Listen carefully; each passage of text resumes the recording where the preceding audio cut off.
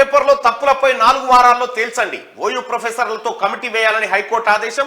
పోస్టుల భర్తీపై గతంలో single judge ఇచ్చిన తీర్పును సవరించిన డివిజన్ బెంచ్. కమిటీలో జేఎన్టీయూ ప్రొఫెసర్లు ఉండొద్దని రిక్రూట్మెంట్ బోర్డుకు ఆదేశం. కానిస్టేబుల్ ఎగ్జామ్ పేపర్లో తప్పులపై హైకోర్టు కీలక తీర్పు వెలువరించింది. గతంలో సింగిల్ జడ్జి ఇచ్చిన తీర్పును డివిజన్ బెంచ్ సవరించింది.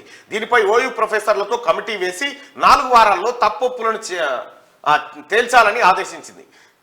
సివిల్ కానిస్టేబుల్ రాత పరీక్షలో 4 ప్రశ్నలను మినహాయించి వాల్యుయేషన్ చేయాలన్న సింగిల్ జడ్జి తీర్పుపై దాఖలైన పిటిషన్లను బెంచ్ విచారించినటువంటి నేపథ్యంలో ఒక ప్రత్యేక కమిటీని ఓయూ ప్రొఫెసర్లతోనే ఒక కమిటీని వేయాలని చెప్పి నిన్న చెప్పడం జరిగింది డివిజన్ బెంచ్. ఈ డివిజన్ బెంచ్ ఇంకొక అడిగి ఏం చేసిందంటే 4 ప్రశ్నలను మినహాయిస్తూ మిగతా ప్రశ్నలను క్యాలిక్యులేట్ చేయాలని సింగిల్ బెంచ్ ఇచ్చినటువంటి తీర్పును డబుల్ బెంచ్ సవరించింది.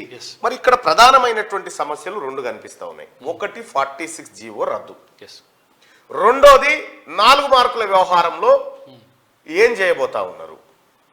ఈ 2 ప్రధానమైనటువంటి చిక్కుముడి లెక్క ఉన్నాయి. మరి దీన్ని ఓయూ ప్రొఫెసర్లు ఎట్లా సవరిస్తారు? పాత జీవో ప్రకారమే తీసుకొస్తారా, లేకపోతే జీవో 46 అనుగుణంగానే నియామకాలు చేపడతారా, ఎట్లా చేస్తారు అనేది చూడాల్సినటువంటి అంశం.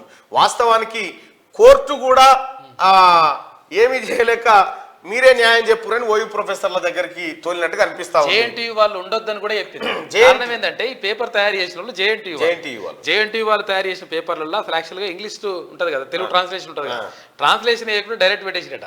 వాళ్ళకి మన మినిమం తెలుగు తెలియదో ఏందో తెలియదు కానీ అట్లా పెట్టేసినట. పెట్టేయడం వల్ల చాలా గందరగోళం ఉన్నది. ఇంకో 9 ప్రశ్నలకు కూడా సంబంధించి ఒక 4 గత కొన్ని రోజులుగా ఇదే ఆందోళన అభ్యర్థుల్లో.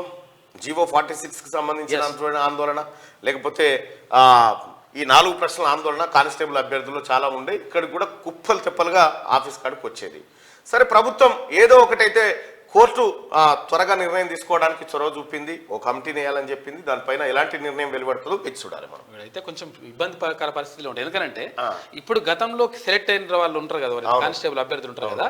ఇప్పుడు ఒకవేళ ఈ 4 మార్కులు అటు ఇటు కావడం వల్ల, తర్వాత షఫ్లింగ్ ఏమైనా జరగడం వల్ల వచ్చినోడికి పోతుంది, పోయినోడికి రానోడికి వస్తుంది. ఇటువంటి పరిస్థితులలో కొంచెం గందరగోళమే ఉంటుంది. అది గతంలో చేసిన ఆ ప్రభుత్వం చేసిన దుర్మార్గం అది.